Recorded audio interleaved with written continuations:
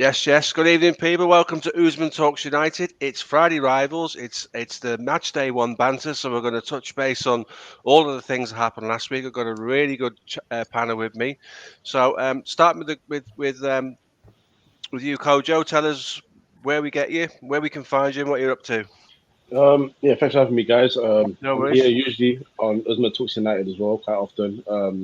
Other than that, my own podcast, Free Midfield, on Twitter, Spotify, SoundCloud, Apple Podcasts, YouTube, Twitter. Wait, that's Twitter, Instagram, and TikTok. There you go. And I'm glad to see I've got a Ghanaian brother here with me. You know what I'm saying the family's coming together. You know what I'm saying? Of course, we're finally growing. Finally. Okay. Double though. Where can we? So that's about you. Where can we get you? Talk about what you're up to. Yeah, so it's Aaron, part of Aaron. Talking Kit, also part of Never a Foul as well. First time on the channel. So yeah, Talking Kit, it's just a podcast for football kit fanatics made by free football kit fanatics. At Talking Kit is pretty much everywhere you can find us. Like Kojo was saying, Spotify, Apple, Twitter, Facebook, Instagram, TikTok as well. Even Twitch, I think we're on there. So yeah, just check us out, get involved. And if you love football kits, it's a place to be. I'll check that out. Conroy, welcome. Conroy's our Liverpool element tonight, guys. I will be impartial, so you Conroy, try and be impartial. You watch. Unless these guys go too far, I'm staying out, mate. So, come on, tell us where we can get hold of you, then, mate. Where can we find you and what you're up to?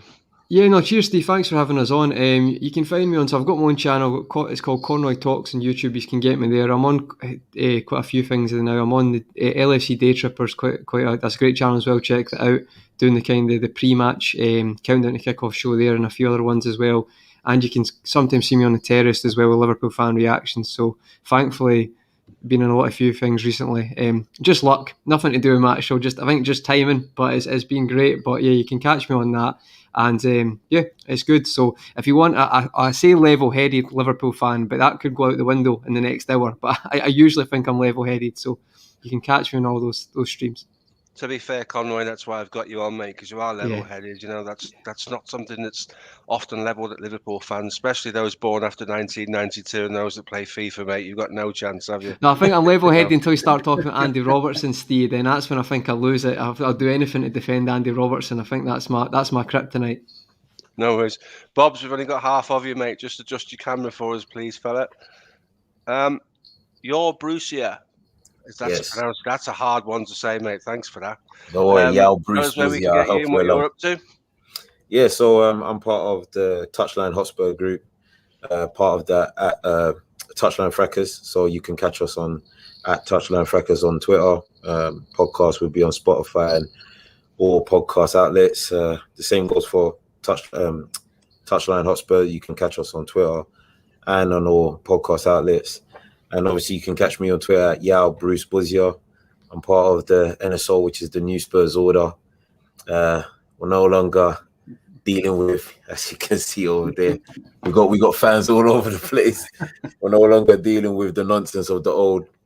I'm not a legacy fan, but I've got years in the bank, so I'm prepared to give some players their due because it's time for them to get out of my club. We'll get into that straight away, mate, because that's key for me. Bobs, you're on mute, mate. So just pop yourself off mute. Tell us where we can get you. Good evening. Good evening, gentlemen. Good evening, Don Steve. Kojo, what's going on? Conroy! Hey, how you doing, Bobs? You all right, mate? Good to see you. I'm good. It's good to see your face, bro. Good to get a chat with you after this. Yeah, definitely, mate. You can find me on Bits and Bobs. My sabbatical's over. So the Black Scotsman is coming with some banter, some verbal bombs. Yeah. Bits and Bobs on YouTube, at Bits and Bobs at what's the one? Twitter. Yeah. Good to see another Scotsman. Steve, always a pleasure to share a platform with you. Kojo, Chalet, good to see you as well, man. So yeah, and nice to meet you, Bruce and Bruce. Is it Bruce? Bruce. Bruce, yeah, Bruce. Bruce. Where are you from? I'm from Ghana. No way, another Charlie. Okay. That's what we do out here. We're multiplayer. Okay. No, but Right, yeah, guys. let's have a good one. Let's have a good one. Let's have a good one. As I said to the guys before, Bob's, I'm going to try and be impartial, which is why I brought Conroy on to do the Liverpool element. I do have some pretty searching questions. I'm going to dig quite deep on one or two things. If you Okay. disagree with what's being said, say so. It makes for good content. Let's not stand on ceremony for anybody, eh?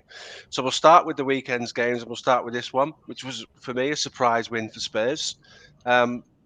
Who knew? Who could have thought Spurs would get a result out of that? So we'll start with you, Bruce.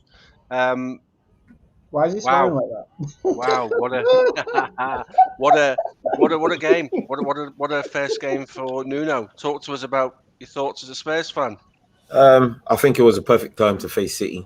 Coming off the beginning of the end of pre-season, I think it was the right time to face City. But more importantly, the truth of the matter is, City haven't had a good time at our ground, especially when we don't play Kane. So, as much as Spurs fans were probably dreading facing City, the proof is in the history. The proof is in the past that we were actually quids in to get a victory. I saw Is that 5 games without winning there for City now? It's 4 games without winning. They haven't scored a goal. I like that. You should play them every week. Anyway, sorry for interrupting. Carry on, I mate. feel like we should. Well, I don't know how long the run will go for if we do that, but it was a good win. Nuno's got obviously his first win in the season, but the truth of the matter is, it means absolutely nothing in the grand scheme of things, because this is not game 29 of the Premier League season with 68 points on the board. This is game week 1. We started off well, and we played. Personally, I think after about 25 minutes, we played better than City. I don't feel like City really caused us much problems after the 25-minute mark. So they got what they deserved, really. They put out a poor showing. Spurs put out a very good showing and got the victory. Absolutely. Kojo, coming to you, how difficult is it for a manager to come into a football club that's like 7th choice manager, like Nuno was? Even Daniel Fonseca was passed up, and let's be honest, that guy's got zero football credibility, has he, in terms of being a manager? So I'm saying that because I actually think we need to big up Nuno, because that's a tough gig to do, to go in there knowing you're not that number 1 choice or any of the first choices, and to make what I thought was Spurs' most complete team performance in a couple of years. What are your thoughts on Nuno and Spurs' collective play and the game plan that they had?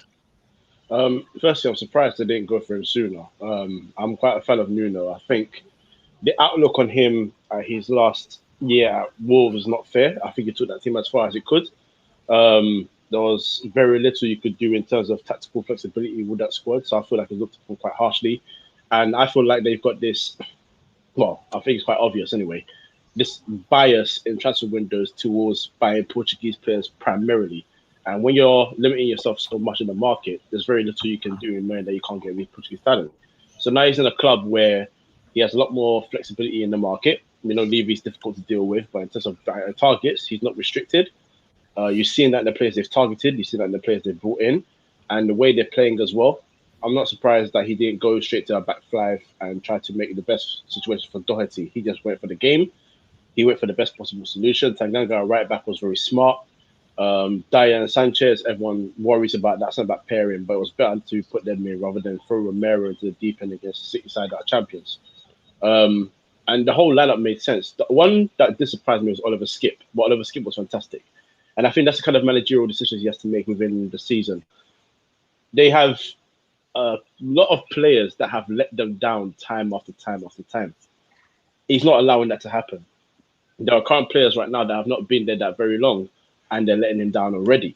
They've been letting down the Spurs fans for a while, actually. So I like the management. I like what he's doing. And what I like is that whether he's first or 7th choice, that hasn't rattled him. He's coming to the team, fresh ideas, freshen things up, get players moving, get them motivated.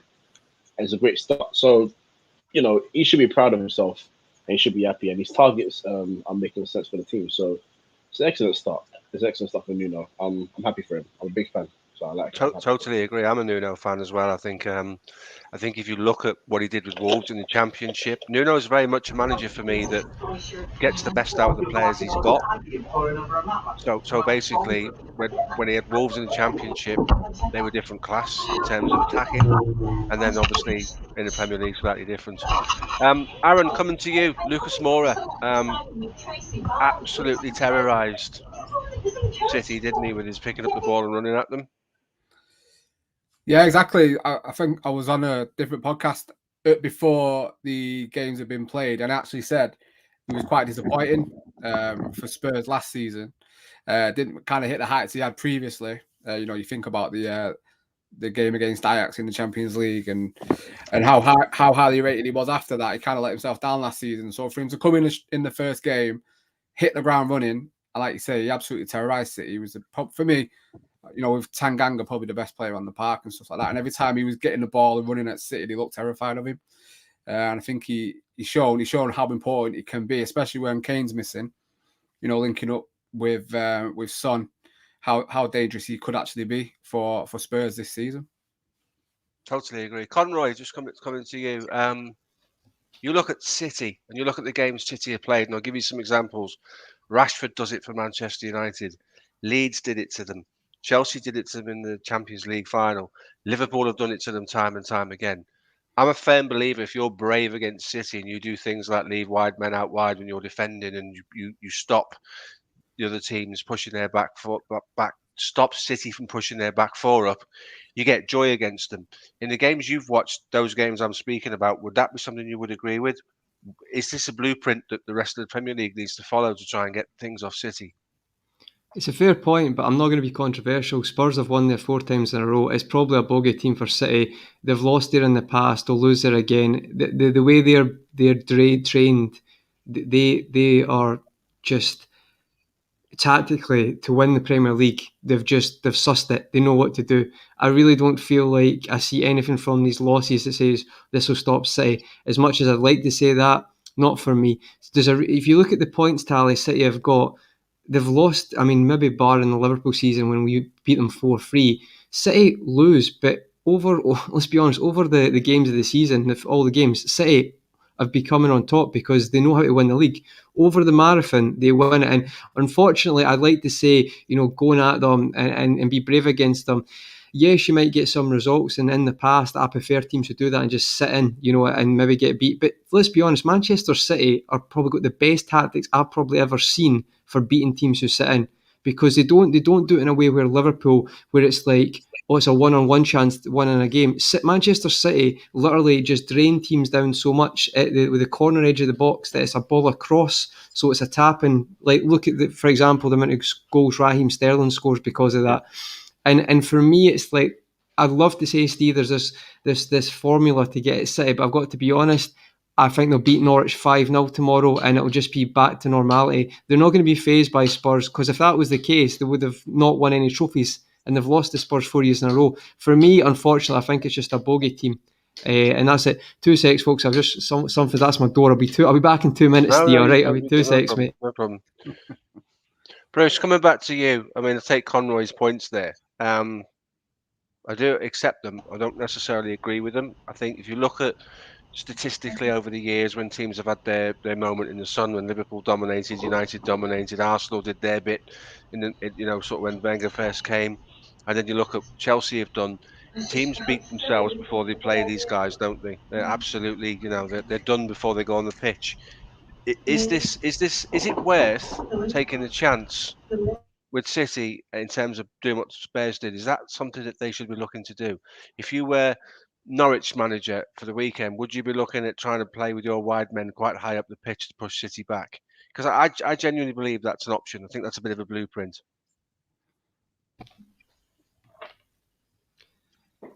Bruce? Yeah. So regarding that question, I think the problem that you have with City is that it's the quality of players. So, all right, granted, Tottenham have been able to beat them 4 times at their home ground, but Spurs don't necessarily employ that same tactic when they go away to City. and that's because City do tend to play, although they have a generic style of play, they do have many different ways of attacking their opponents. So if many teams in the league try to do exactly what Tottenham, even United, Liverpool, Chelsea, they've all done it against City and all got very great results against them, especially Arsenal as well in recent years. If they all do that, I think it comes down to the quality of the individuals within their team. If that 11 is not, in the nicest way of putting it, good enough to implode or to see out that tactic, they're going to get found out. They're going to get absolutely mullered. So you basically need a good 11 to basically get that tactic over the line against City. Yes, Leeds can do it. Leeds have done it. But Leeds, if I'm being honest with you, for me personally, have a good 11. You know, I wouldn't say they're a great 11, but I think They're they all have. right. Yeah, it's an alright 11. Average, you know what I mean? You know, Aye. but they're It wasn't all right on Saturday, I'll tell you that for free. Rafinha took 20 million off his price tag. That was a disaster class by that boy. Disaster class. The funny thing about that is Leeds got mullered by United because they thought, oh, we can have a go at you. That doesn't make sense. That's just stupid. Guys, That's just just hold so your stupid. thoughts. Hold your thoughts on that, because that's one of the subjects to talk about. Not tonight. from you, mate. Bielsa. I'm not saying you. It's stupid Of from course I know. Bielsa because that's what happened last season. It's Exactly. actually brainless, Yeah. honestly. We'll get into that in a little while, because I've already touched base with Bob's on this, but I want to deep that one out a little bit. Staying with the Spurs game, Bob's, Davinson Sanchez has gone from being somebody that all of the Tottenham fans wanted out of the club. You've sat with Jack and all the other guys who've been on these pods, mate, and they've all dissed him to the cows come home. Suddenly he turns up at the weekend, he has a worldie. Why the change?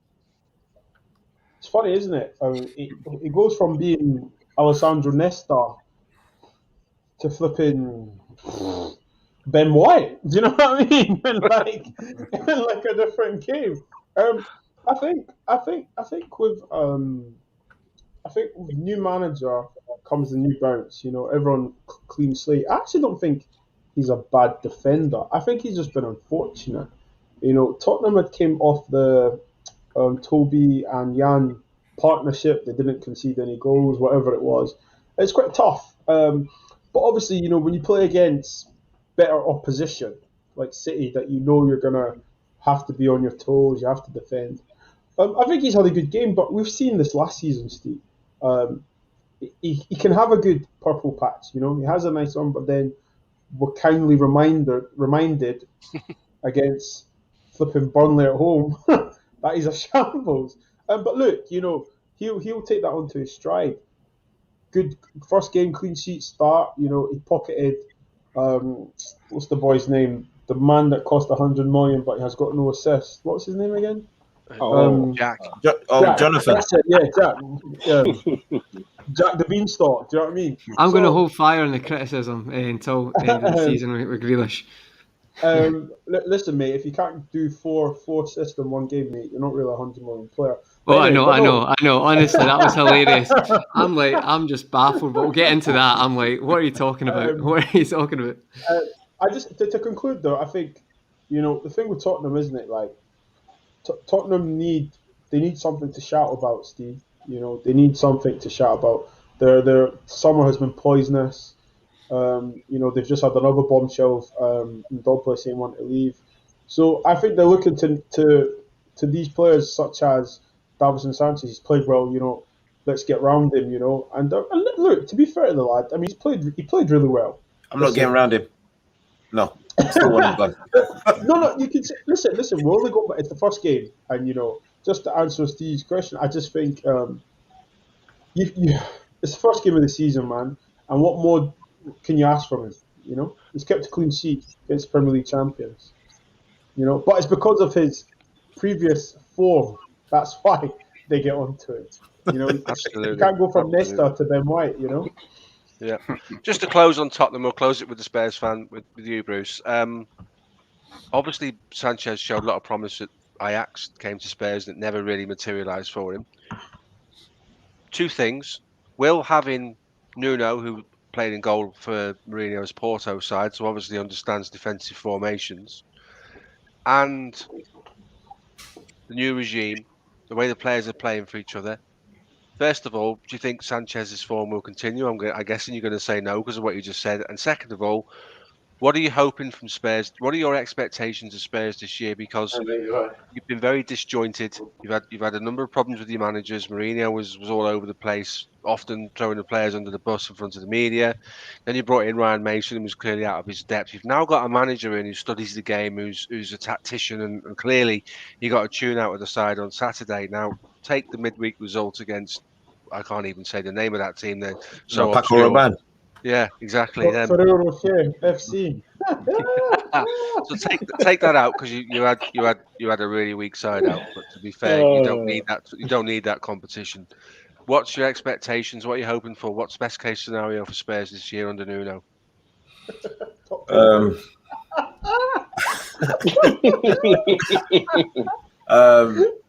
don't know. To be honest with you, you kind of got to give Nuno you just got to give him the season. There's no real way to kind of predict it. There's so much madness going on in the club with players going in, players coming out. Will they, won't they? So with Nuno, I think anything in the top 6, I guess, will be considered a good season. Wow. How he's going to do that, be my guest, because I don't trust 80% of the squad. Now, regarding Sanchez, I wouldn't allow that guy to deliver letters to my house because I doubt he would be able to find it with Google Maps. So, yeah, he had a good game on Sunday, but that's where I draw the line. And I'm sorry, but I just don't trust him enough. I just don't trust him enough. And the other guy that's beside him, Diabolical, man, that guy has to go. Like, I'm surprised. I don't understand why clubs of today can't see, look, we can't get rid of these players. We're struggling. Just call them into your office and say, look, we're not going to play you this season. Just going to cancel your contract right here. There. Let's have a mutual agreement of how much we're going to pay you and call it done. But Sanchez is probably going to stay for the rest of the season. It'll be interesting to see how he pairs up with, say, Romero, because they're two front-footed defenders, I'd say. I'm not too sure how I feel too about that, but I'd say Romero is probably the better defender of the two from what I've seen. However, if Sanchez can perform like he did against City on a regular basis, then that would be a good thing for Spurs. Has he done that in the past? No. But in the past, the one good season he did have, he had Jan Vertonghen behind him, who for me was a leader at the back line. We don't have that in the Spurs defense, so I don't know what we're going to get out of Sanchez this season. I'm hoping it's good things, but as Spurs have proven to me many, many times throughout my years, you just can't trust them. I'll tell you what I find interesting. I do have one more question for you because you've made me think of something there. You talk about Sanchez and Romero both being phase 1 ball winners. They're both domineering centre backs, and Sanchez really should be, given the size of the unit he is.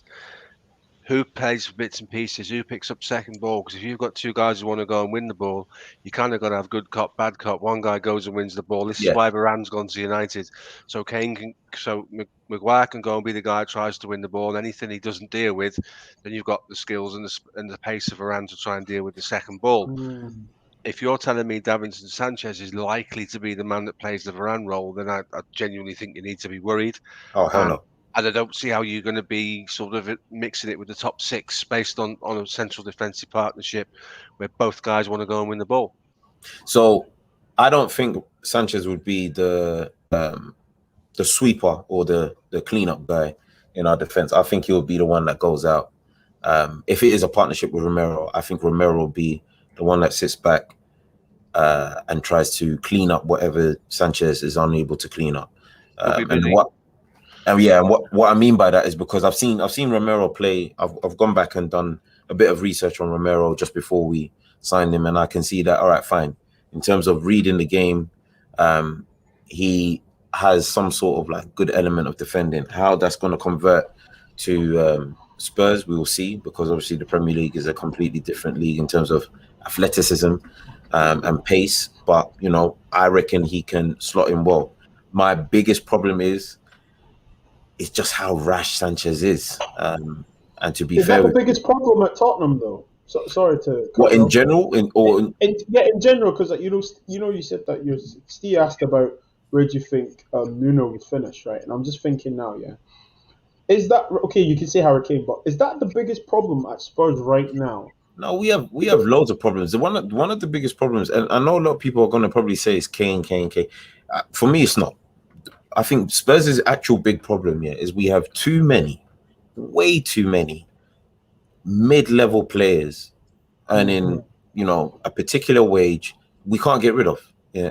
For the life of me, I don't know why Sissoko, Winks are still at the club. I don't know why Ori is still at the club.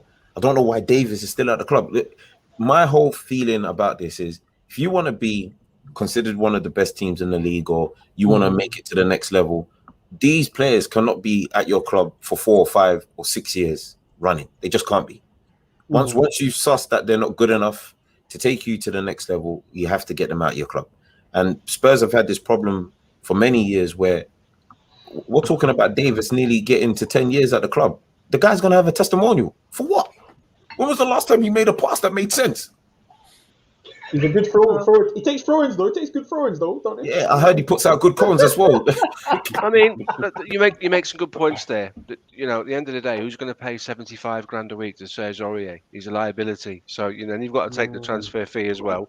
We are in a COVID window at the moment. Despite what anybody says, Manchester United lost £6 million every home game in revenue because of the loss of fans. Yeah. Liverpool's 4 to 4.5. Over the course of a season, that's an awful lot of money. So if I'm a chairman, I'm not giving you. You're my manager. I'm not giving you £15 million to sign him and then 70 grand a week. It's just not happening. So I think for all of us, we're all invested in our own clubs. I think we've all got to accept that Divock Origi, there's a good chance he's going to stay at Liverpool, which is ridiculous, but it is what it is. But at the end of the day, Steve, right, that's not the player's fault. If you sign a contract the club offers you, I've got zero sympathy for clubs. Like that Sergio, if we had an offer like that and we signed it, I feel like it's hypocritical to say, oh, he should terminate his contract. If he signed it and he's on that money and he's not going to get the same money anywhere else, then fair play to him. Like, genuinely, there's no loyalty in football. Clubs will sell you as quick as they chuck you out the door. So, yeah, it's annoying with Aurier, but to me, Aurier was built up as a big hype player. Tottenham fell for that trap, hence why Liverpool have changed from that strategy. Probably, well, not all the time, but your Jota signings, we get rumoured with Bowen, and some of our fans are up in the air like, this is ridiculous. It's not like you've watched us sign the type of players we've signed for the past 3 years and been very successful, but that's no trendy, that's not cool on Twitter to say that. But yeah, it annoys me sometimes because it's like, it is frustrating as a fan, but clubs are just as loyal as players. There's no loyalty in football anymore. And what I would say, I just wanted to add before we forget, you said about Romero and Sanchez, seeing the semi-final of Copa America, I'm sure they were both playing against each other, and that might have been the most aggressive game I've ever seen. I'm sure it was the semi-final. And I think it was, yeah. And Romero played next to Otamendi, to be fair. So I have faith that he'll do well in the Premier League. And if you talk about the pace and aggression, that was the most aggressive game I've seen probably for about the last 3 years. So I think Romero will be fine. There was only I was going to say, last thing, just sorry, I knew you wanted to get past Tottenham, but I was going to ask Bruce here. I actually think De Santo's a really good manager for you. Like, I really do. I think his record against the top teams was very good with Wolves. He seems to put a system in place and maybe tweak it against the bigger teams, and it's worked out.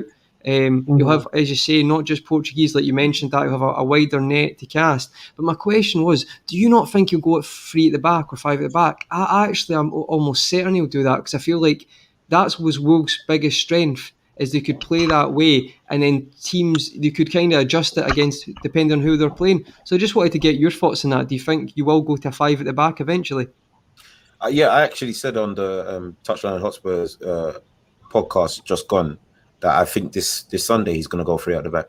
I reckon Romero comes in, he partners up with Sanchez and Dyer. It might be Tanganga right wing back, Reguilon at left wing back. It'll probably be Skip and Højbjerg in the middle. Ali probably in the 10, even though, Spurs fans are probably not going to be happy about that, neither am I. I think the most controversial thing I said is that I wouldn't be surprised if Kane starts, Son goes out wide, and Bergwijn. You don't need Kane. Kane slows you down. You'd play Bergwijn over Moura. the thing play with Bergwijn Kane, over Moura. the thing with Kane that I think a lot of people, when United were not United, sorry, City were saying that they're interested, or the interviews were going out that he's looking for a new challenge and all that kind of stuff.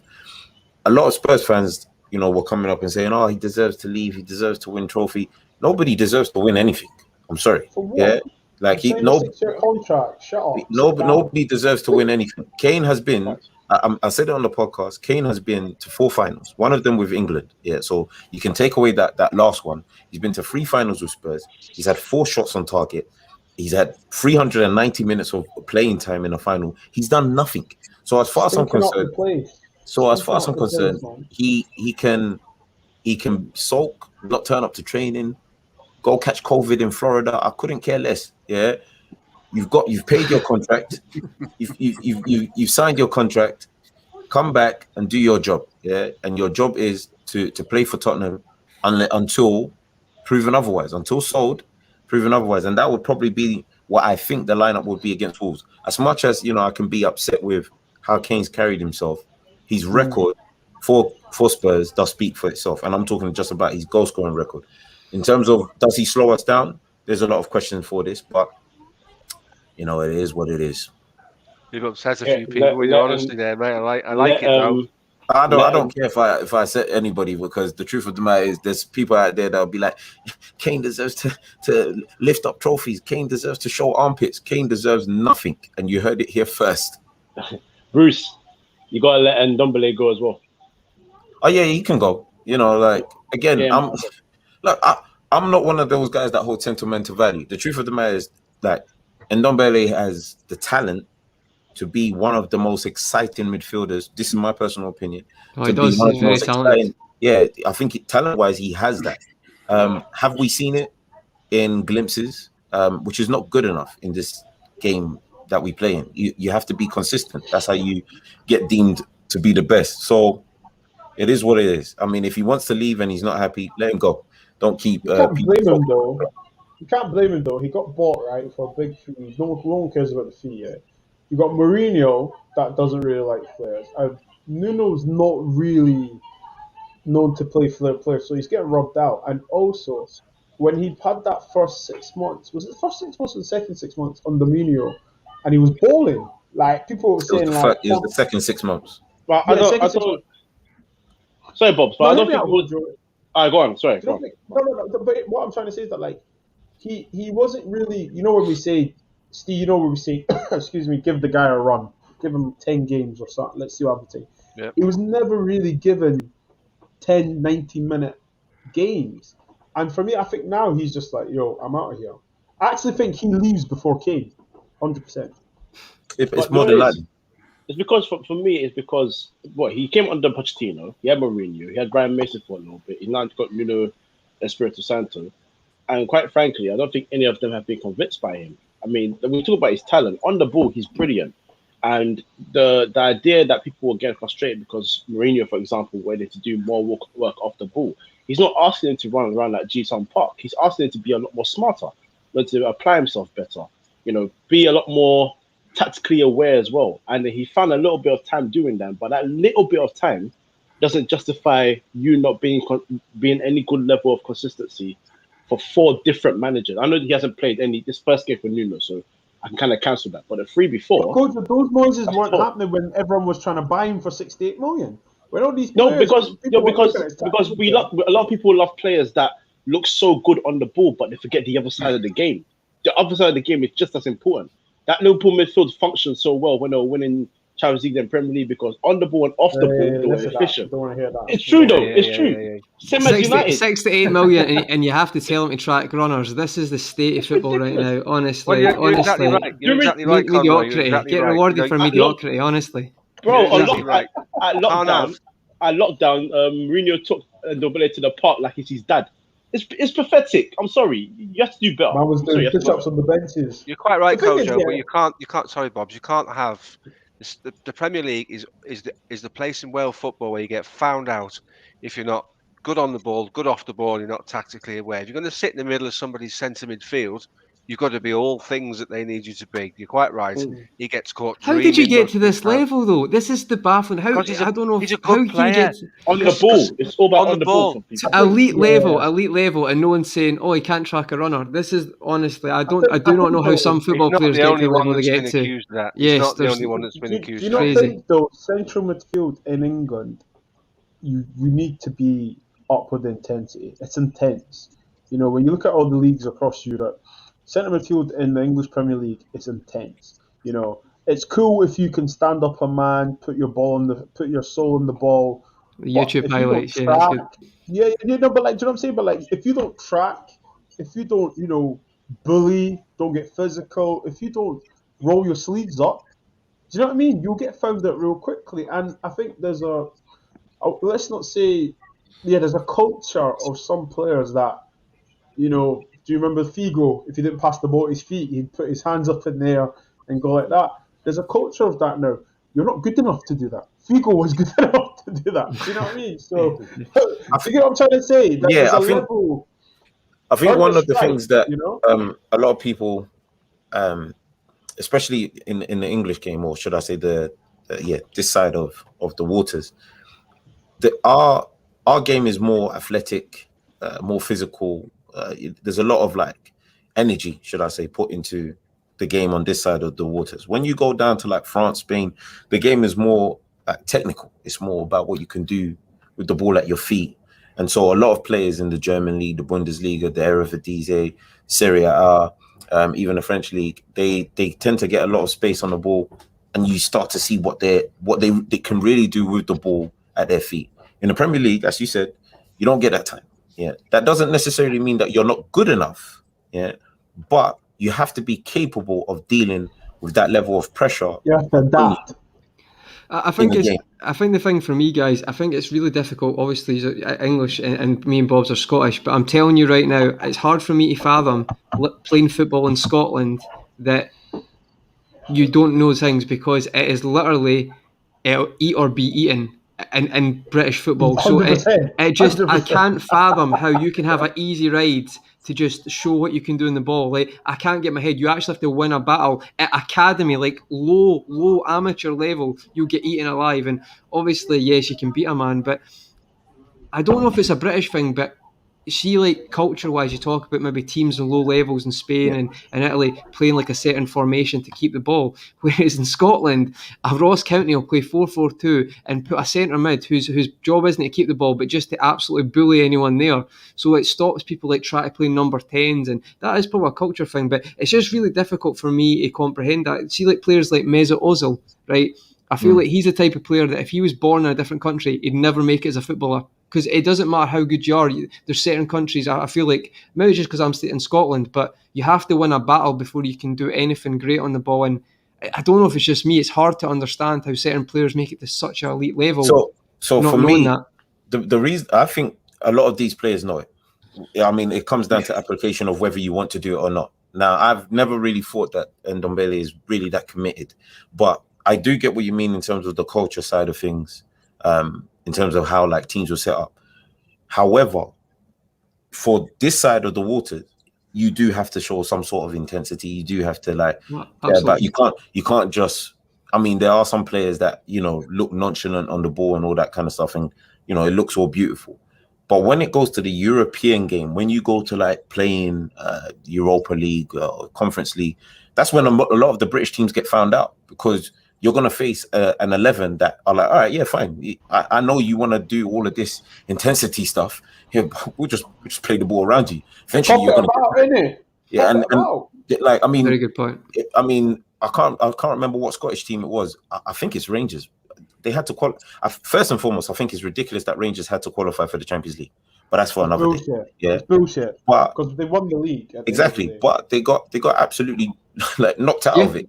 And Malmo have got a great record against Scottish teams as well. That's not the first time. I think that's the fourth time they've knocked out a Scottish team. So no, that is a really good point as well, mate. What I was meaning is 68 million. You'd expect them to, know certain things to get to that level. I understand. There's some. But yeah, I just, it's strange, isn't it? Because it's a good argument, because maybe we should want to be more technical and embrace that culture. But at the same time, I've seen Scottish games where someone will just play a person at centre mid, the bald head, Bobson's not talking about, skinhead, right? Number 8 in the back, right? Built like a brick. I was going to swear there, but you know what I was going to say, right? And his job is just to half anybody. So you know what I'm saying, and Bobs knows exactly what that's like in Scotland. So I wish it was more like that, because I'm not the tallest guy. So I've been on the end of that a few times. But I would never play at centre mid, because I'm not crazy. So that's fine. Just to sort of close on the Ndombele thing and the centre midfield conversation, we just had some really good points there, guys. I think if you look at the most successful teams, it's about player profiling.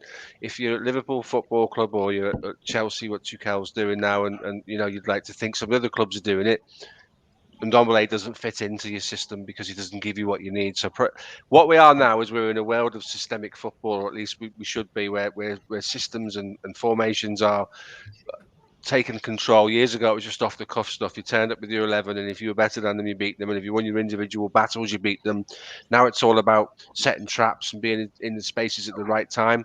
So if you play a profile, you don't sign Ndombele to play in a defensive side, which obviously, under Mourinho, he would have struggled for that reason, because Mourinho was predominantly worst case scenario. Let's set up defensively, doing the same thing since he won the league in 2005, and he hasn't really evolved.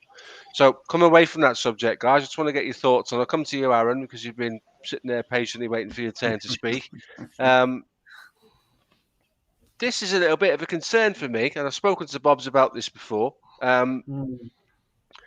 Leeds lose 6-2 to Manchester United last year. Don't learn their lessons. Go to Old Trafford again this season.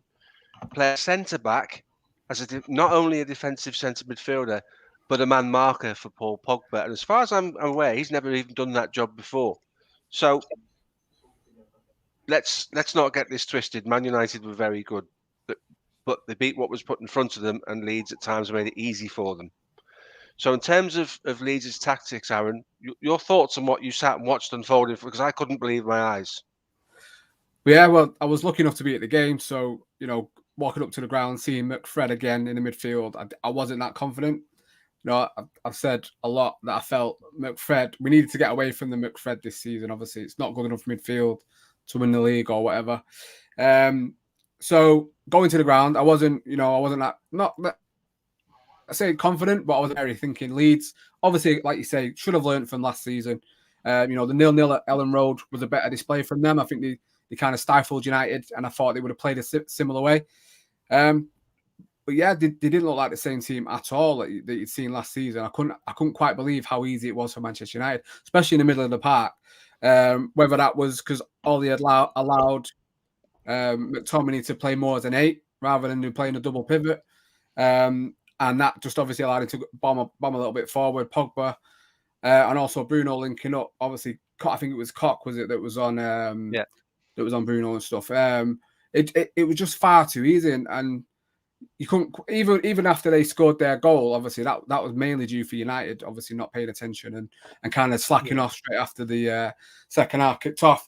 But once we got back in the lead, you only ever saw one winner, and it was. Obviously, I'm not a Leeds fan in the slightest, and I couldn't really care if they played well or not. But you was expecting more of a battle, and you was expecting it to be a bit, more gritty and, a bit nitty here and there. But it was just they were far too passive, and they were far too. They look like, I know people say he only has one way of playing Bielsa, but you think he would have a plan B, and especially when everything wasn't working in the first half because it was far too easy for United. To come in the second half and play the exact same way and just allow United to overrun you, and Pogba, how deep he was allowed to come and play that ball for that second goal just shows how lackluster they were in every single department, and just allowed, like I say, it's United only seems to play that well against Leeds at home, it seems, because not normally that McFred aren't that great. City and Leeds, they're brilliant. Wait a minute. Say that again. What did you say? McFred played brilliant against City and Leeds. That's the only two. He said McFred ain't good. No. That's a given. That's a given. We know this. I wanted them to say it again. I wanted them to say it again. No, I agree with you on that. Listen, it was funny. Like, I put in our group, me and Steve's group chat, and this is why I call him Don Steve. He doesn't get excited. He watches the game, analyzes the game, and he said that Leeds were really poor. I knew that. I was getting gassed, but they were poor, and like you said there, mate, it was easy. And listen, let's not take away the performances from my United players. However, I honestly thought Leeds thought same old United will just do a job on them. I don't think they expected Scott McTominay to go further forward. I don't think they expected Pogba to come in central and make it narrow. I dare say Daniel James offered some sort of width. He even took on defenders. I think Leeds tactics. I think you're right. Bielsa's very stubborn, isn't he? Um, he's a stubborn coach. He won't change his ways. But then you've got to then ask, what are you bringing to this club now? We've seen we've went from 4-4-2, 4-3-3, 4-2-3-1, and the bold Brit style. If it's not working with the passy, taffy, tiki-taka, hit it long, go direct. Do you know what I mean? Like, give your players a chance. And your striker's 6'2", 6'3". They couldn't even get the ball to his feet. Put it in the air. Try and get some change off Harry and Lindelof. But no, you're right with the tactics. The tactics is. I think every Tom, Dick, and Mohammed knows how Leeds are going to play. I think we just know that if you counter it, if you beat the first press, you're 1-on-1. It's interesting you say that, because I just want to come to Kojo on that press, because pressing's become a fundamental part of football, whether it be a press or in like Liverpool's case, even a secondary press, the counter press. I watched Leeds press on Man United on Saturday, and Man United could be press resistant anytime they like. Everybody could sidestep the press. Watching the game, watching the way that other teams press, and thinking that Bielsa's a tactical manager, or we're led to believe that Bielsa's a tactical manager. How does he set up a team? And looking at the bench, which has got Phillips sitting on the bench. If Phillips is fit enough to sit on the bench, Phillips is fit enough to play. Because if there's an injury in the first 3 minutes, he's got to come on and do 87 minutes. So it makes no sense to sit him on the bench. I was listening to Andy Townsend early on in the week, and apparently Phillips had a good summer holiday after the Euros and came back overweight, and that's the reason why he isn't involved. But like I say, he's fit enough to sit on the bench. He's fit enough to play. But the question to you, the press. I didn't think it was a press. It was like watching kids in a school ground for me in terms of who to go and when to go. So, Kojo, your thoughts on the press, mate? You said it perfectly. When you put year fours on the pitch and they all just chase the ball. I'm not talking about football. I'm talking about PE kids. Where it's just boys and girls just running to the pitch, playing game of football. That's what it was. The press, it was so disjointed, and that's what you're talking about, having a defender and defensive midfield. That's the first issue. Last year he played Rodrigo central midfield. That's the second issue. So if you want to play your style of play, first you need to bring players that fit the position perfectly, or at least have it in a second position sort of situation where they're a bit more versatile. So if I don't know, I mean, for example, Bamford's not a midfielder in any way, shape, or form. But if Bamford had that in his career, where he plays striker, but sometimes he was maybe a left winger or right winger, you could put him there and play the same sort of style. He didn't do that, and he hasn't tried to adapt that. And that's where the issue is. That's where you have to change your tactics a little bit. Maybe play a different formation. Maybe try a different role for a different player. Maybe just change the approach. You don't have to press every game. I understand it's your style.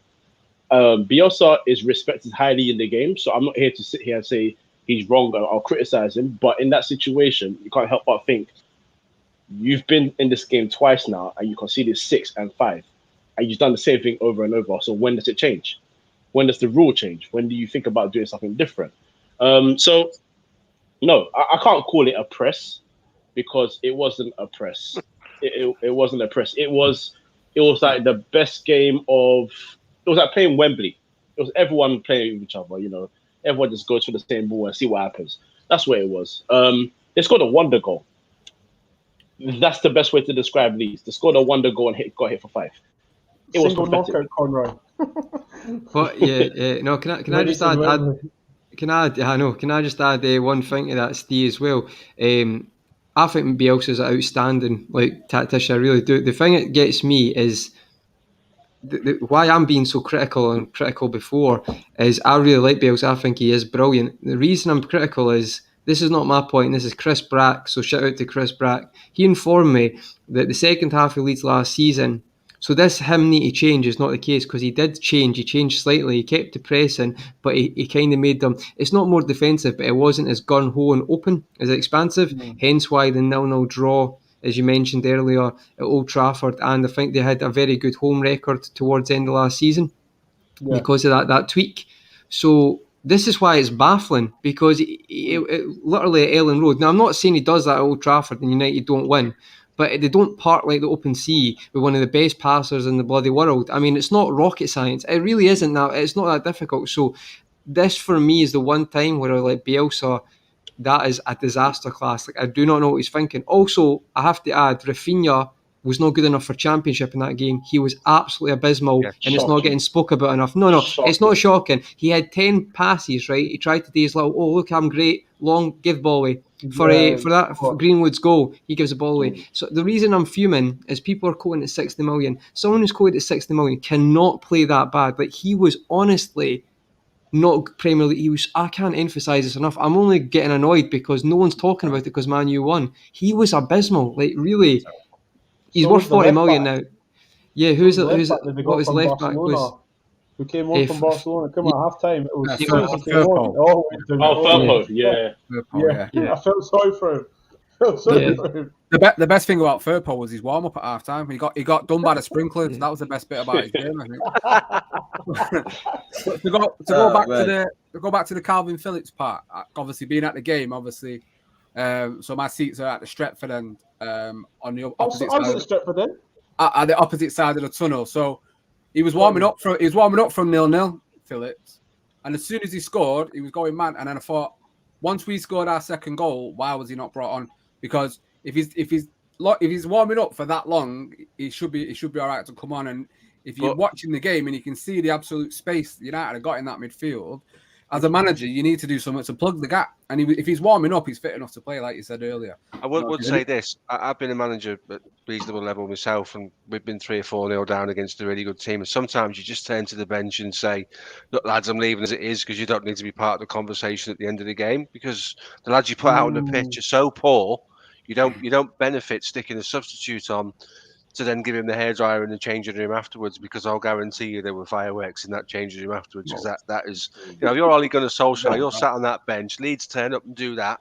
They stick a cumbersome centre half on one of the best ball playing midfielders in the world, and Bobbs knows he knows what I think Pogba's capable of. Yeah. He also knows where I think his limitations are.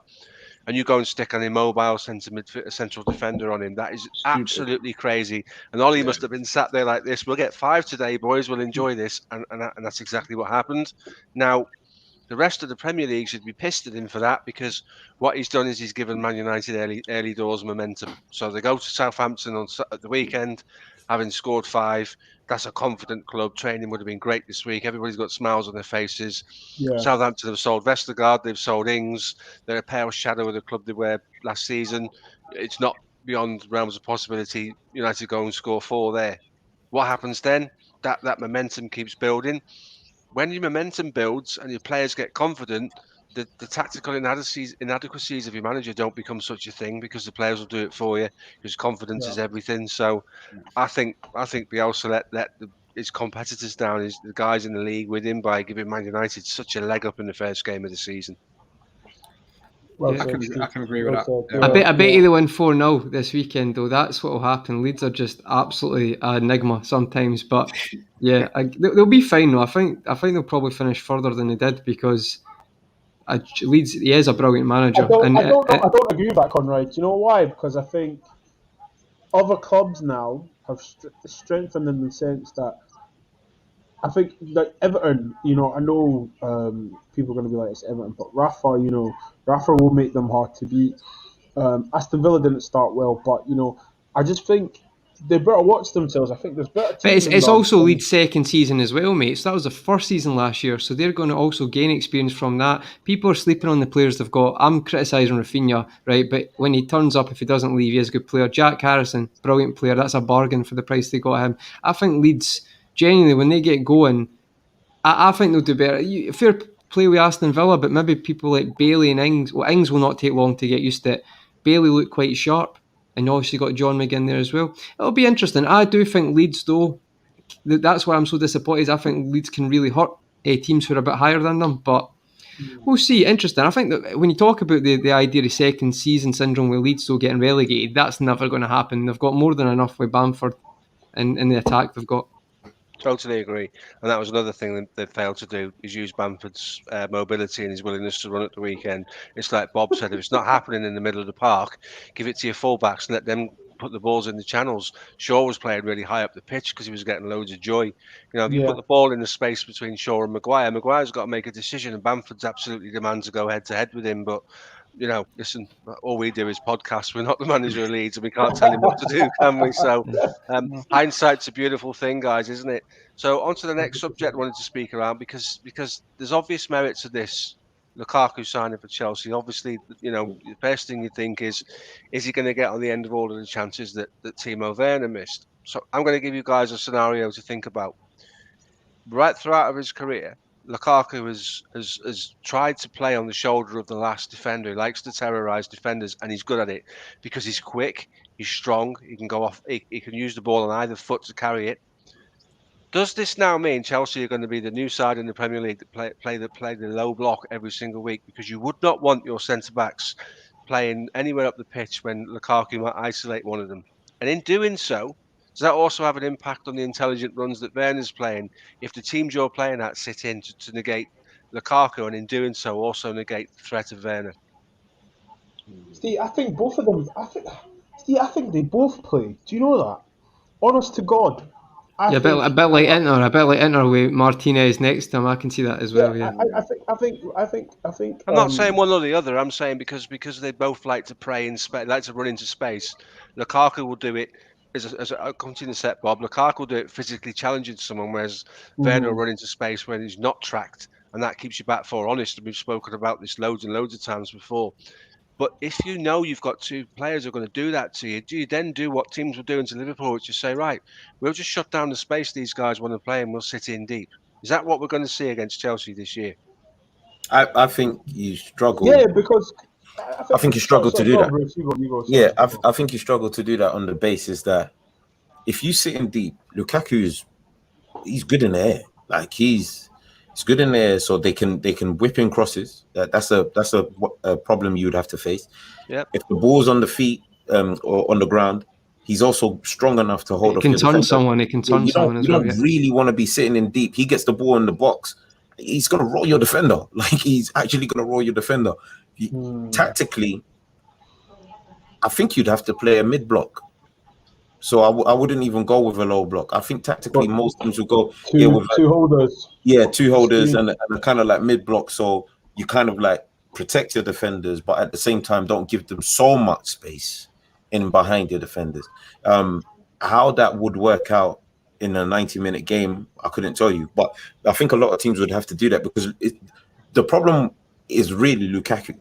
Werner is a willing and fantastic runner for any team. Like he will just keep going and keep going, keep going. But I don't know what's happened to the kid since he's come to the Premier League, but he couldn't find the back of the net if he went McDonald's. So like this guy needs to sort that out because a Happy Meal is cheap nowadays. But Bruce, do you not think that Tuchel, I love Tuchel. I love Tuchel. I love his assist. 30 mil. What's happening? What is going on? Oh, what a great signing! Amazing. Listen, the playoff. They're going to make the playoffs next season in the Championship. That's what they've signed him for. I'm telling you. Do you know what, Bruce? You make a great point, right? And Steve, very good question, right? And see the thing about Werner, right? And I love Tuchel because Tuchel gives a great analysis. Werner wasn't playing for his goals.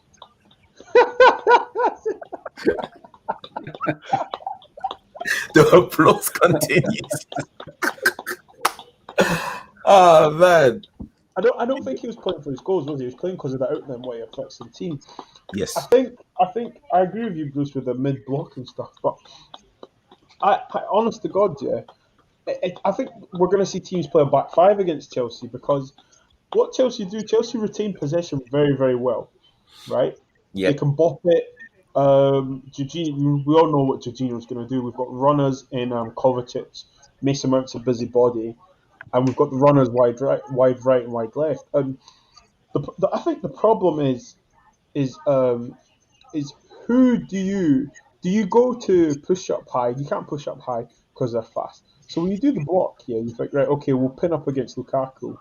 One-on-one with Lukaku, you're not winning. Let's be serious. He's rolling you. Do you know what I mean?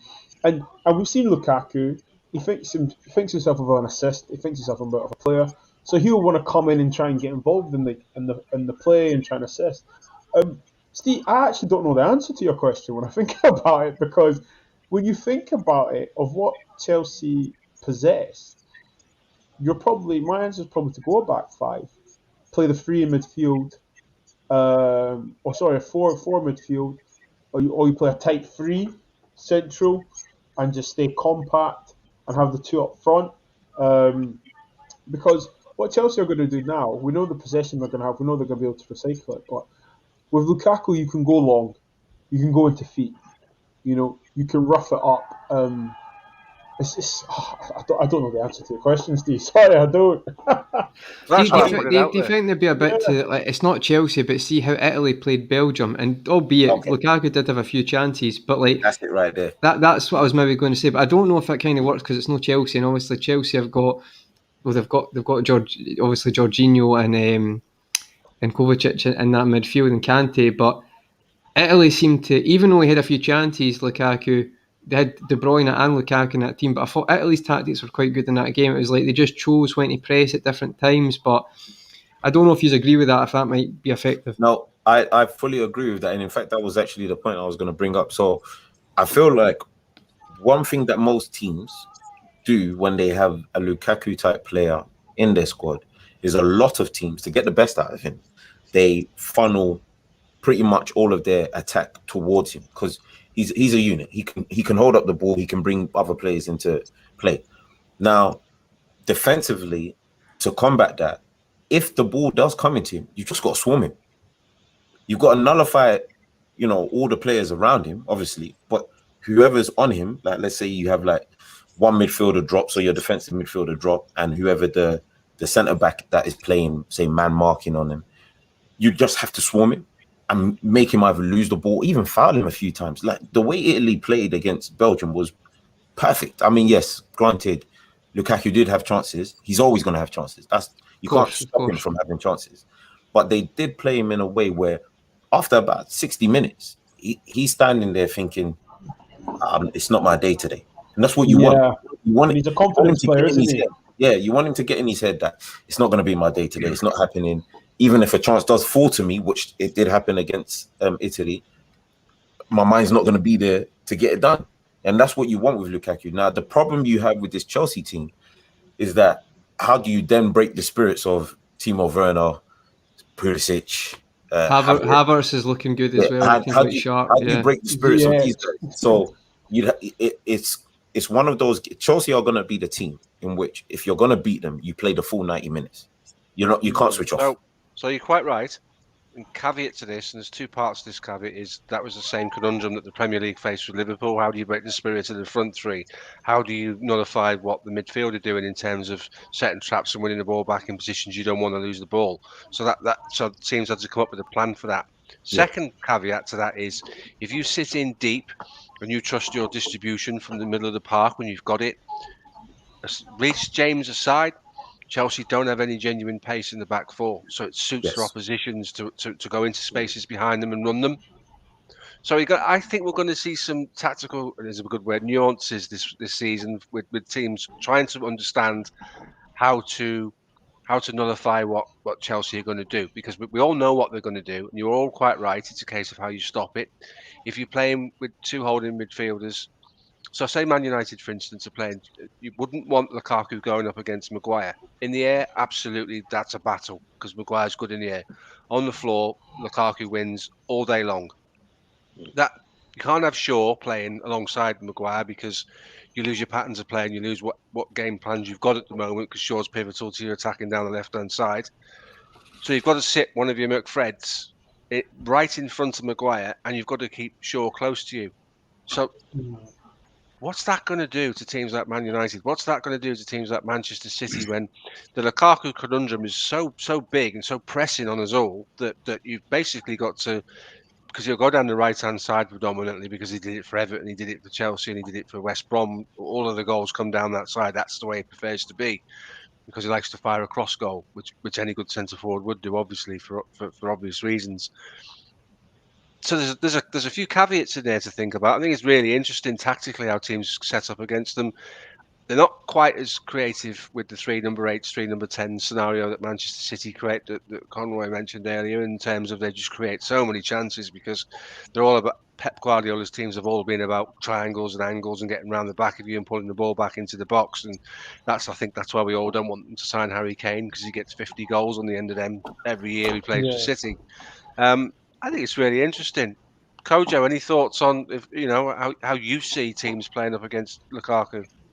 I think the midfield selection will be so key because they're going to be looking at, if you're going to play 2 defensive midfielders, the job of one of them anyway is going to have to be helping whichever centre back has to deal with Lukaku.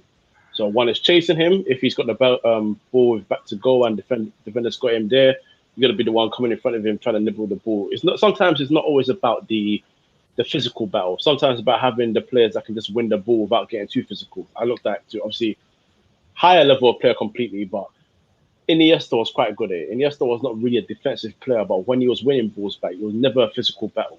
Body in front, win the ball back, move, and keep going, Sometimes it's about being smarter about your selection. I genuinely think when United play Chelsea, you'll see McTominay and Fred in that midfield because he want someone like Fred to just keep chasing, keep nibbling, trying to get in front of him, nibble the ball, go away with it.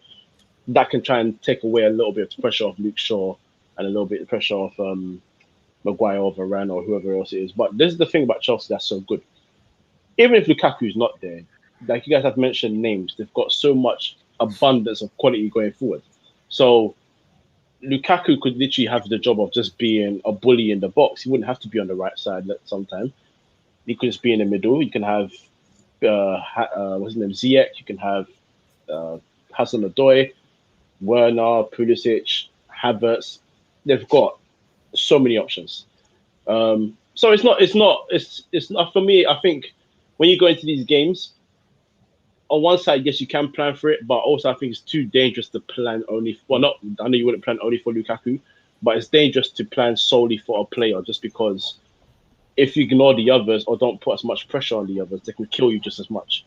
But Lukaku is definitely. I think for me this year, I said he's going to get 20. man. Yeah, 20. But if he can sort out his record against big teams, because it's still not great, but if he can get into those big games and really make an impact, that 20 can easily go to 25, 30. So that's what it is about for him this year. If he does that, then we're in trouble. But until then, Do you think teams are going to try and stop Jorginho getting the ball? oh yeah, I was just about to say, guys, we talked about it before. Your team selection in midfield is key because I've sat and watched people on Twitter destroy goalkeepers and central defenders for not stopping goals.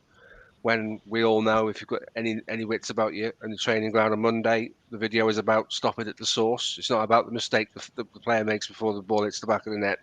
It's about shutting down the service. So I think you're quite right when you say that the selection in midfield will be really key because Kante's improved his game going forward. No end. He really has. His passing's a lot sharper, a lot crisper, a lot more direct. We know what Jorginho can do.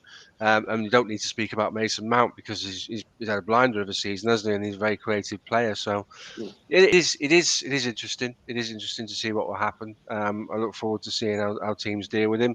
I look forward to seeing how Van Dijk plays against him because he kind of relishes those types of challenges. So we'll see. That's an interesting battle. But for the last 10 minutes, guys, we can't do this without talking about what's going on at Arsenal. And for me, Arsenal just spends £130 million so they can be Arsenal. They haven't improved at all, have they? Right. Look at the players they've signed. They're just going to wrap up a deal for Odegaard for €40 million. Fleeting glimpses of what the guy's capable of. I don't think Odegaard changed Arsenal at all last season. I don't know what they expect him to do this season. So we'll start with his biggest rival on the pod, which would be Bruce, because obviously the North London rivalry. He's rubbing his hands already. For me, the biggest. I don't think it was a surprise the result against Brentford. I think Arsenal are a mid to lower league side these days. I don't think teams are scared of them. You'd never believe 10 years ago we could be having this conversation. Look at the odds, Steve. Look at the odds. I went to put money on it and I didn't even bother because you weren't getting much money back. It was like 14-5. It was really not even good money for Brentford to beat Arsenal. So I think that says it all. Absolutely. Do you know what? Yeah. Do you know what? Oh, sorry, Steve. Sorry. No, go. No, do you know what's funny about Arsenal, right? You know, like Everything. I know we literally. I wanna. You know what? We slay and we make fun of like the people that are signing and stuff. I'm struggling to rate the not just the board but the people that are making decisions because you let Emi Martinez go for 20 million. You've now went and bought Aaron Ramsdale, who's been relegated twice, for 30 million. So 3 times. I think to myself, I don't understand the logic. Who's saying to Edu, unless if he's back from his holiday, and that's another thing. Why is your director of football or whatever he is on holiday in the summer transfer window? Because it doesn't really matter that he's in the club, Bob. He's a figurehead. That's it, man. He's not obviously got no just input. the face. So for example, I don't understand the Ramsdale side. Listen, on a personal note, for Aaron Ramsdale and his family, massive day, proud day, probably the biggest club he's ever going to play with. God bless him and his family. No disrespect to him, you could have had Onana from Ajax for 6 million. You could have probably got a better goalkeeper for the Sam Johnston from West Brom. Sam Johnston's been outstanding. Yeah. Listen, you could have got Craig Gordon from Hearts, but listen, I think Arsenal, they've spent this amount of money. They are the biggest high spenders at the moment, but it's worrying. It's literally you're buying a goalkeeper to take you from 11th to 10th. Literally, let's be honest. We talk about defenses when you leagues and stuff. Your keeper also can try and win you 10 points. Like when I look at Ramsdale, I think to myself, every shot that comes against him goes in. And then you've got Ben White. Now I don't know how much you guys watched Leeds when they were in the Championship, right? But Leeds played the back three, and Ben White played in the back three at Brighton. Now we all know the old rule in playing a back three centre backs is that 2 of them are not good enough to play as a 2, so you play a third one in there because they can all hopefully look after each other. His first game, okay, he plays in a 2. Now, I don't know what's going on in training, but the logic for me that if you're playing in teams in a back three, bear in mind at Brighton he was playing on the right hand side, either right centre back or right wing back. You put him in a 2. It's a completely different ball game. Positional sense, getting on the ball, everything, knowing who to pick up, knowing when to go and stuff. And we look at the Odegaard boy. Now I've done a little homework here. Do you know Willock, who they signed, who they've just sold? In the last 2 years, he's the highest scoring midfielder for Arsenal. They've just sold him for someone who's either a year older than him or a year younger than him to come and play as a number 10. Now you've got what's his name? Emil Smith-Rowe, who's looking very bright and stuff. But you've now bought a kid from Real Madrid. And then I seen on Twitter, social media, he came from Real Madrid. Listen, this is probably the best time to play for Real Madrid right now. But Real Madrid don't need him. They don't want him. Carlo Ancelotti came out and said it was a PR thing.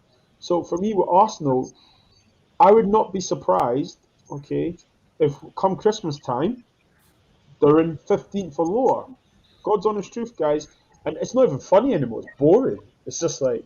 No, it's still funny. It's still funny. Look, no, it's funny, yeah, but like from what we grew up on, seeing the likes of Vieira, Henry, Bergkamp, I would even go back, Tony Adams, Nigel Winterburn, flipping Seaman, do you know what I mean? George Graham days to this.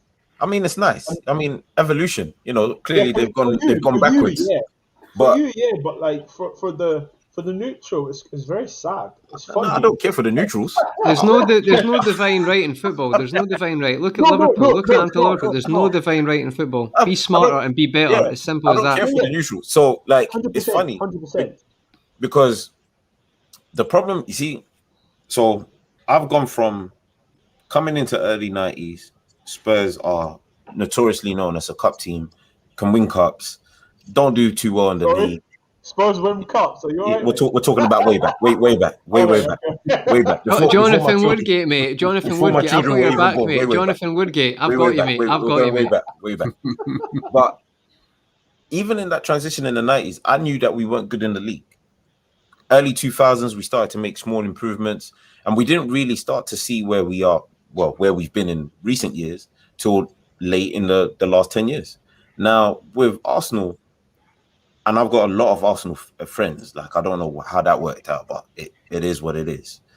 With a lot of them, I've said to them, losing Arsene Wenger was bad because the way they got rid of him was, I felt like it was always going to come back to bite them, and it surely has. They got rid of Unai Emery, who I didn't think was a bad manager.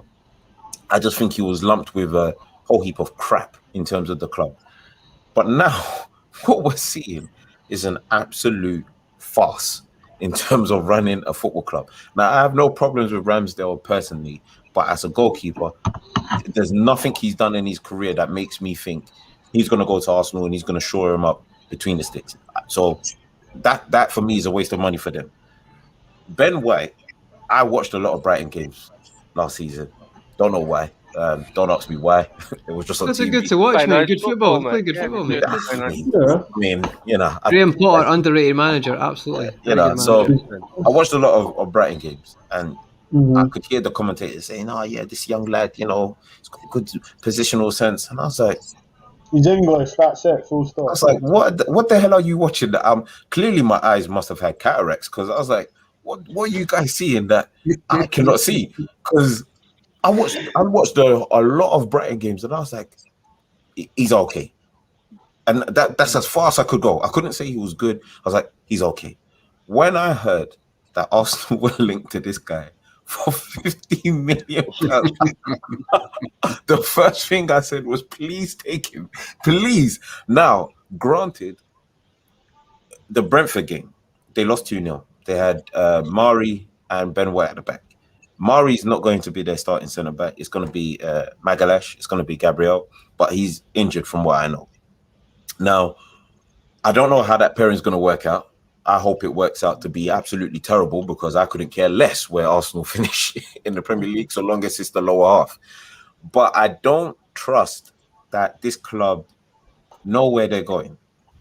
Getting somebody like Odegaard. Now, Real Madrid are my Spanish team, so I have followed Real Madrid from when I was young. And Odegaard was meant to be, when he was bought, he was meant to be like, you know, the next big thing. They're going to bring him on. And he fell down the pecking order fast. He went on loan, had some good loan spells, and then came back, and they just didn't like him. I don't think he's bad. I think he's a very good talent. Yeah, so I agree. I think he is a good player. Yeah, I think he's a very good talent. I don't necessarily think he transforms Arsenal. And looking at the Arsenal team, probably even their best 11, including Lacazette and Aubameyang, they could finish in the top 10.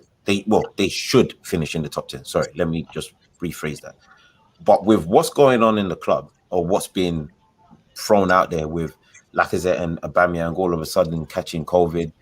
Lacazette, Aubameyang last season had malaria, COVID. I mean, how many times did he go back to Gabon to get malaria like this? This is absolute wild.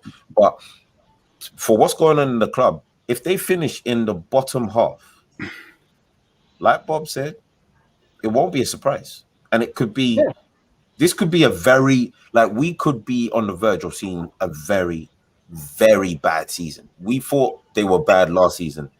This could be 10 times worse. Like, there's nobody in that team that, okay, I'm going to be fair and say Smith Rowe, for instance, and Saka. And Tierney, probably Tierney, Smith Rowe, and Saka. Probably. So you got it's three not fair players. on them though. It's not fair on them though. And they're young. They're not even old. leaders. They have no leaders in the team. They have absolutely no leaders across the board. Aubameyang has gone completely off the boil. Like, off the boil. Yeah. Lacazette is still, backing his booty into defenders with no end to get any good result. I mean, Look, I've seen Spurs teams as bad as this, and they finish 14th. So don't be surprised if Arsenal are in that same bracket. In fact, I'd love for them to get relegated. I said it here. Do you know know what? the funny thing is, right? You've got Benjamin Shite and you've got flipping Dreams Can't Come True with Gabriel, right? First of all, probably both one doesn't even speak English, the other Hey, does. Bobs. One speaks That's the Portuguese. comment of the night. That's the comment of the night, honestly. Clip that one, Amazing. clip that one, clip that one. Gabriel, that is the best man. comment.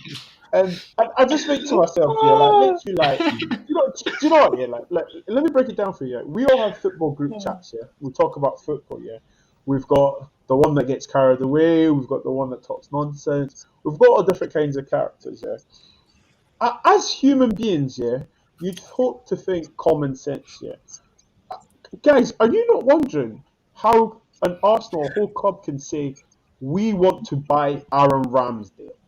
Like, that's not even a fee. Do you know who buys Aaron Ramsdale, mate? A flipping championship Steve. team in Scotland. Steve Scotland. I'm looking Norwich by a Ramsdale. Newcastle. Norwich or flipping, not even Burnley. Newcastle. Like, You do you know are what I being mean? Like, unfair to the scouting departments for these teams. Like they genuinely would look at Ramsdale and say, "He's." You know, like Liverpool signed Simon Mignolet, right? Now people like to criticise, but Simon was actually he had games where Sunderland getting a lot of shots, and he was pulling off top saves. Like he is a good shot stopper, which is the bare. I was going to swear minimum for a goalkeeper because genuinely, again, you're a goalkeeper professional. You should be good at saving shots, but Ramsdale's not good at that. He's not good at commanding. The relegation thing I disagree with because there's been good keepers who've been relegated. Just him as a player. Who? This is it.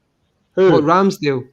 What do you mean? Keepers? What good Like keepers Sam have been Johnson. Sam relegated? Johnson's a good keeper who's been relegated. He's a good keeper. What I'm saying is, as a player, like it's not because he's been relegated. I think you could say you could find a player who's been relegated who's been great. Liverpool, for example, like when Alden got relegated. But what I'm saying is, Ramsdale as a player.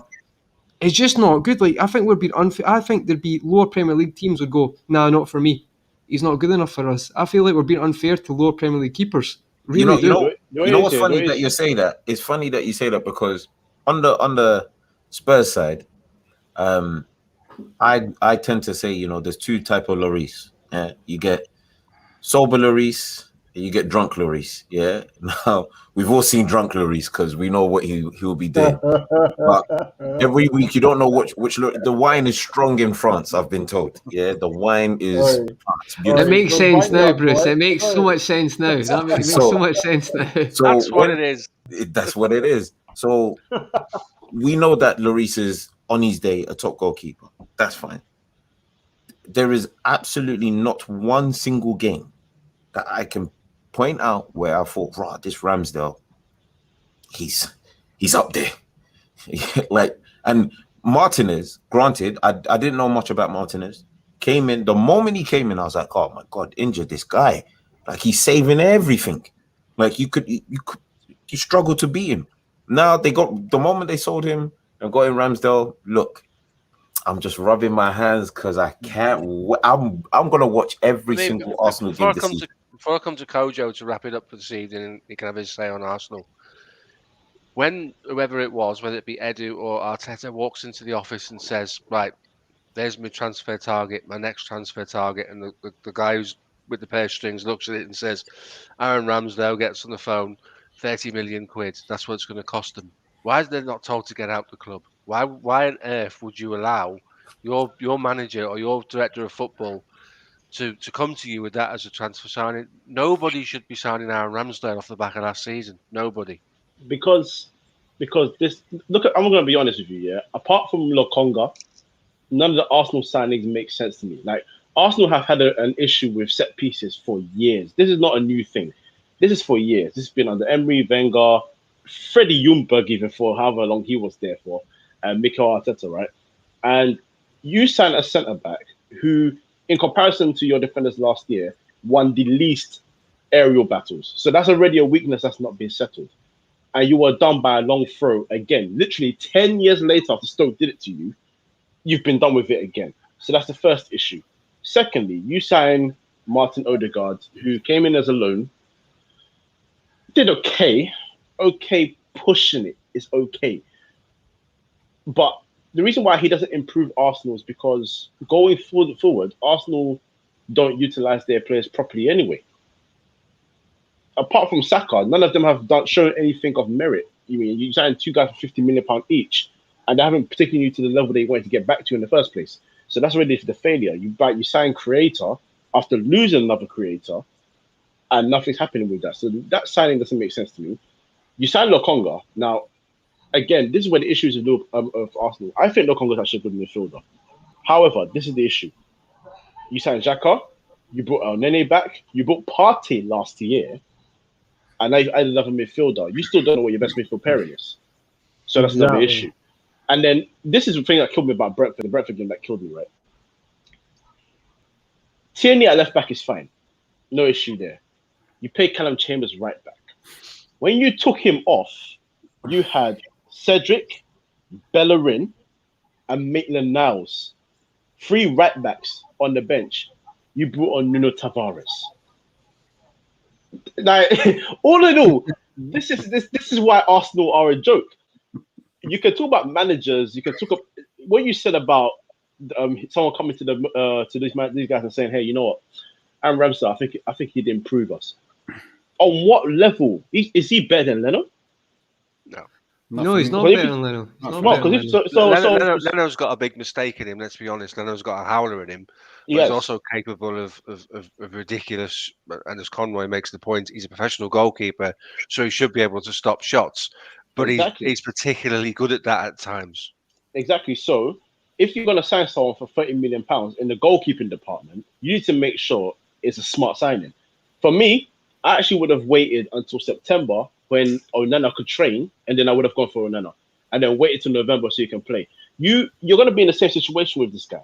At least you're buying some level of upgrade on some level. Like, you have to move smarter. Arsenal are in a club, it's in a position right now as a club where they have to know. I really hope they know that they're not competing for any Champions League spot. And right now, I don't feel like they're competing for any top 6 spot in general. They need to build from the ground up again. They need to think smarter in the window. You don't sign all these players and not have a role for them. Tavares is a backup to Tierney. You put him on the right back, where you got 3 right backs sitting on the bench. You bought a creator after losing the creator because the creator number 10 wasn't working. So you bought another number 10. And you give him a Smith Rowe number 10 and put him in that position. It's not logical. And then you bring Balogun in after raving up Nketiah. There's no logical thinking at the club. There's actually nothing that's ticking for anybody there. So whether it's Mislintat, whether it's Don Raul, whether it's Edu, all of them is a mess. They need to think about how they rebuild the club from top to bottom before they can get some level of success again. Otherwise, they're in for trouble. Do I feel like they're going to be like, if there's a club I can give them, in terms of, we don't get relegated, but they're going to be as unsuccessful as Leeds. Oh, he's gone. You've upset him. He's gone. No, I think we'll just sort of close it sweepingly. I think it's a really. You going, Bobs? Yeah. I've got to go. Bobby's woke up, so only sleeping. So gotta put it safe. But listen, Take care. Thanks Steve, for coming, pal. Brilliant. I'll drop a message in the WhatsApp. Good to meet you. Talking Kit, bro. Nice to meet you, brother. Nice to meet you, brother. Steve, I don't know. Steve, were we doing predictions? I can't remember. Did you say that last time? I can't remember. Give me a shout, mate. Tell me what you're doing. We'll talk. Yeah, okay, cool. No not doing any predictions now, mate, because we've really got into this, so don't worry about that. No worries. Just come back next week and bant it to death next week when teams get beat. All right, mate. Take care. Hopefully, you guys can join us next week. Good night, guys. Speak to you soon.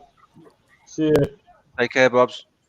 So I think, guys, again, thanks for coming. So I think with regards to the Arsenal situation, there's going to be a lot of entertainment for us, and not necessarily in a footballing sense, more about how they're running their football club. I'll just finish on my thoughts on Arteta. Every now and then when the manager reaches a point of no return, they start doing crazy things. Rafa Benitez did it at Liverpool. Mourinho's done it everywhere he's been. It smacks of certain levels of desperation, doesn't it? So I think Arsenal will have a manager change before the end of the season. Have to. But the caveat to that would be, who wants it? Who wants that project? It isn't even a project, is it? No, you're starting from scratch. You're starting all again, and you're probably getting rid of Arteta's mistakes.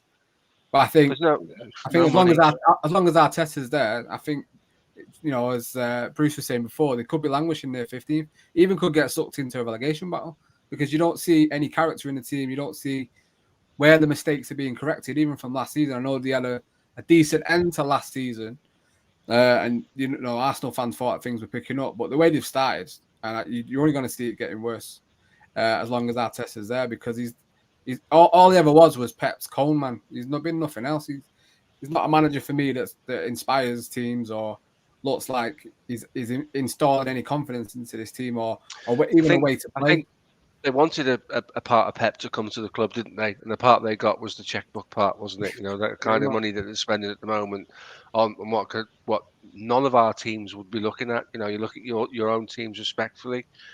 Liverpool wouldn't sign any of the, maybe Odegaard maybe is the one you'd have a look at because there's a little bit of something in there, but off the back of last season, none of your chairman has sanctioned in 40 million euros for Odegaard because he didn't do enough.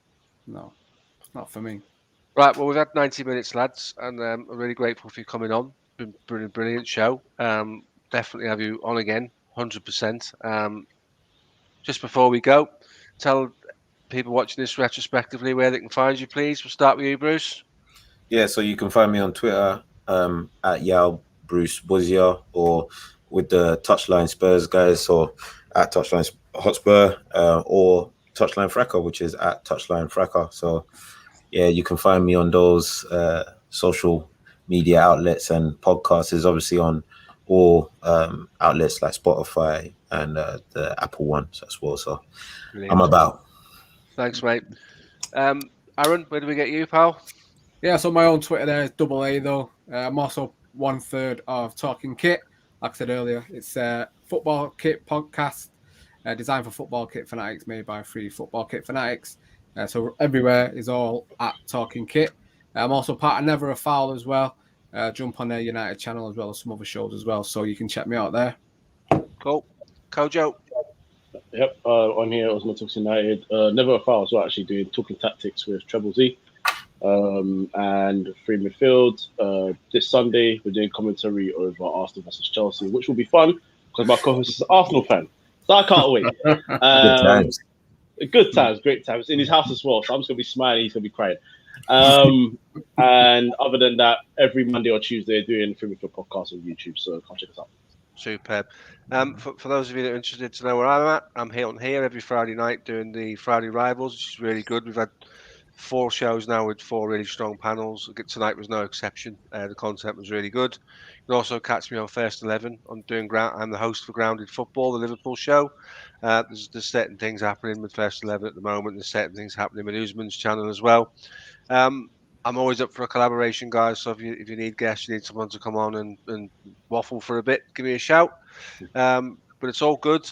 Thanks very much, everyone, for tuning in, whether it be live or whether it be retrospectively. And thanks to my guests this evening. The content's been great. Thank you.